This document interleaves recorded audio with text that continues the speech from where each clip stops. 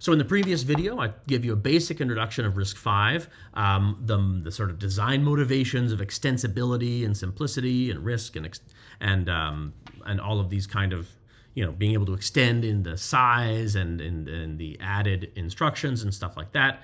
I gave you a basic picture of what the instructions look like. Opcode to the right, and then destination register usually, and then a function code, and then some other stuff, more destination register or more source registers and more functions if you need them.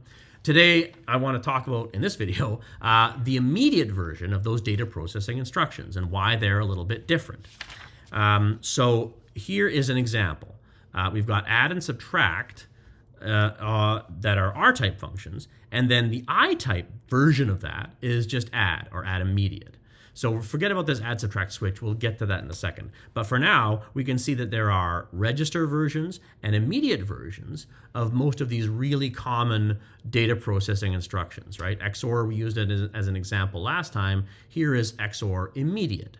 And the only difference is that the second operand is an immediate value instead of a register value. So you can take a destination register, RD, and you can put into it the result of a source register RS1 exclusive OR, and then either a register, or you can say RS1 exclusive OR, an immediate value. And so again, this is a very common trope in modern assembly languages, modern reduced instruction set assembly languages, is that there are register versions and immediate versions of a lot of these basic data processing instructions. So the format for the immediate version is I. The opcode for the immediate version is 0010011, so different only by 1 bit, right? So that bit you could say is the immediate bit. Like in other assembly languages, they would identify individual bits in certain contexts as this is the bit that says it's immediate or register.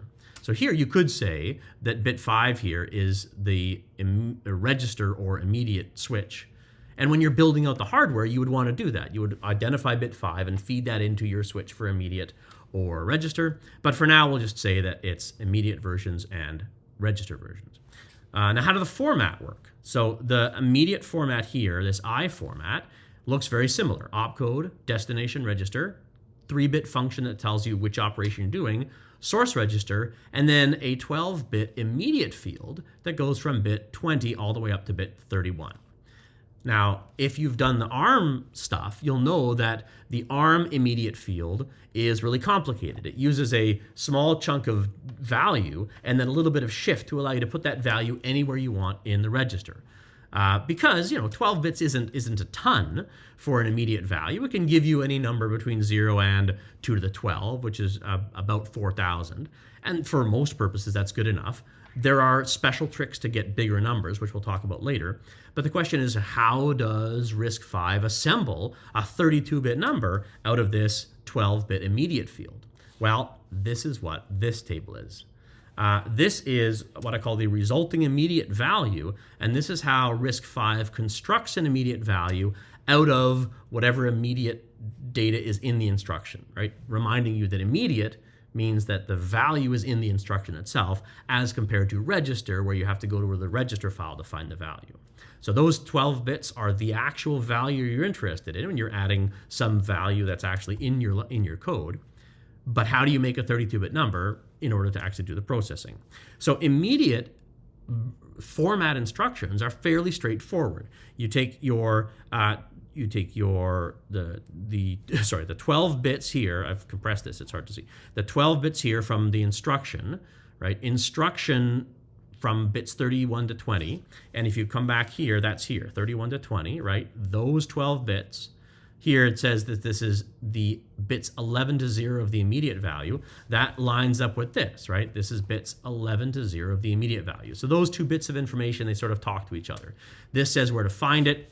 Alternatively, this says where to put it, but it's the same thing. So here, bits 31 to 20 of the instruction go here, and then the rest of that 32-bit number is filled in with a sign extended value of the 31st bit of the instruction, the top bit of the instruction.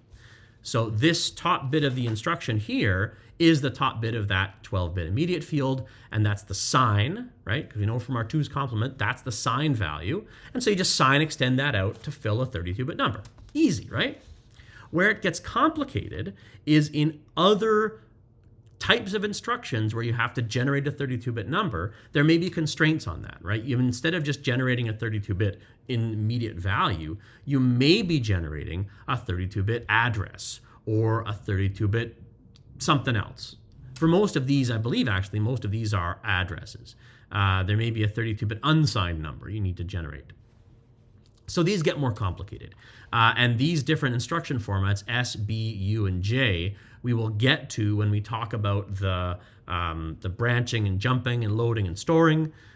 These are a little bit more complicated because then you have to be able to generate a valid address, and that has to be extensible. You have to be able to take whatever you've got, a 16-bit architecture, a 32-bit architecture, a 64-bit architecture, and generate a valid address based on the immediate values that are in that instruction.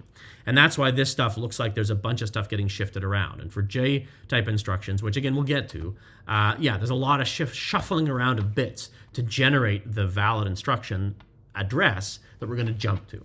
So we'll skip that for now. But that, I think, gives you a pretty good idea of the way that immediate value instructions are done compared to the way register value instructions are done in RISC-V.